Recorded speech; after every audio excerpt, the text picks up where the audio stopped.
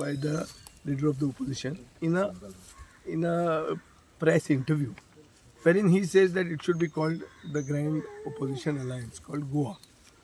Now, these are all been in public this, but nothing has happened on the ground.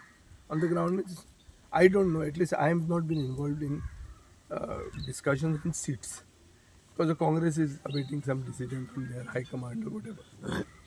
In the bargain, wherever we feel we are very strong and we are winnable, we have started the campaign on the ground because the whole idea is to win the election. Understand this very clearly. We want to win the election. We have put our best foot forward. One among this is a candidate like Prashant Naik. Prashant Naik is the original revolutionary that Goans have seen. You may be aware that when we were kids, the Progressive Students' Union, which came with the 50% concession strike, subsequently labor movement. So he is a sort of an original revolutionary who is in public life and needs to be given a position. Our party has made him the general secretary of the party. He is a founder member of our party. And we decided to field him in Poingini. Now in Poingini there was a feeling that particular block votes go with particular leaders. In the absence of those block votes coming to us, it would be difficult to defeat the candidate of the BJP who is fielded by a sitting minister, recently made sitting minister in the cabinet. In keeping with this and after due consultation with everyone, we admitted Isidore Fernandez into the party. There has been a lot of hue and cry after his admission that defectors are getting a platform. I have seen very clearly the press conference of RGP. The entire press conference, I have seen it minutely. They are making a reference to a platform. See, first of all, I want to clarify that the candidate concerned is Prashant Naik. Isidore Fernandez has been taken into the party to ensure the victory of Prashant Naik, who is not a defector, who is originally the founder member of my party. He is also a man who has been in public life much before the RGP or the Goa Forward Party came into existence. So it is not a nobody. It is surely a somebody and who deserves to be there. Now you may say that Zilla is not an important election. Why is it not important? Because the government is not giving its powers which are due for it under the 73rd Constitutional Amendment. Otherwise, district planning, finance, regional planning comes under the Zilla. These are functions which have not been given to them. You need somebody to fight to see that the functions duly given under the Constitutional Amendment come to those bodies.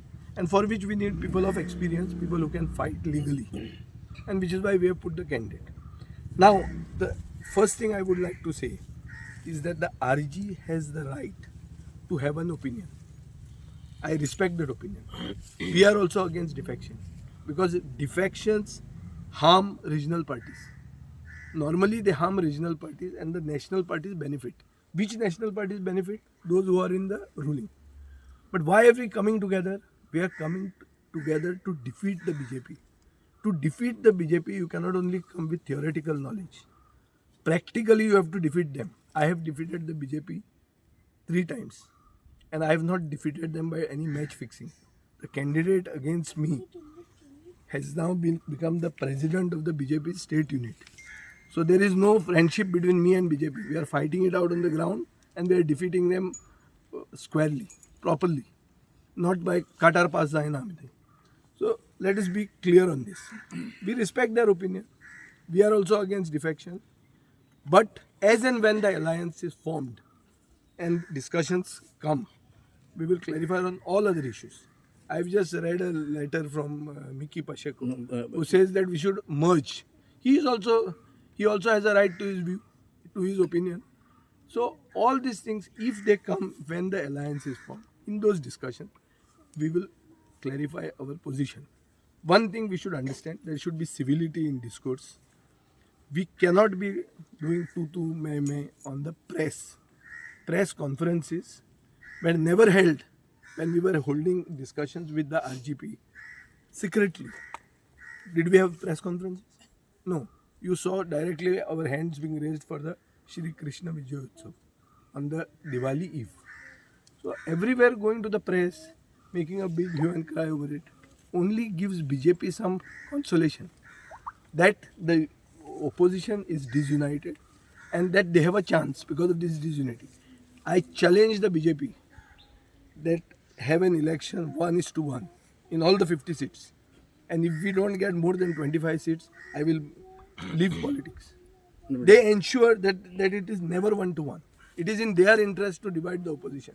And those who are dividing by falling prey to whatever stated theoretical positions, basically are playing in such a way unconsciously which benefits the BJP. But, should not happen.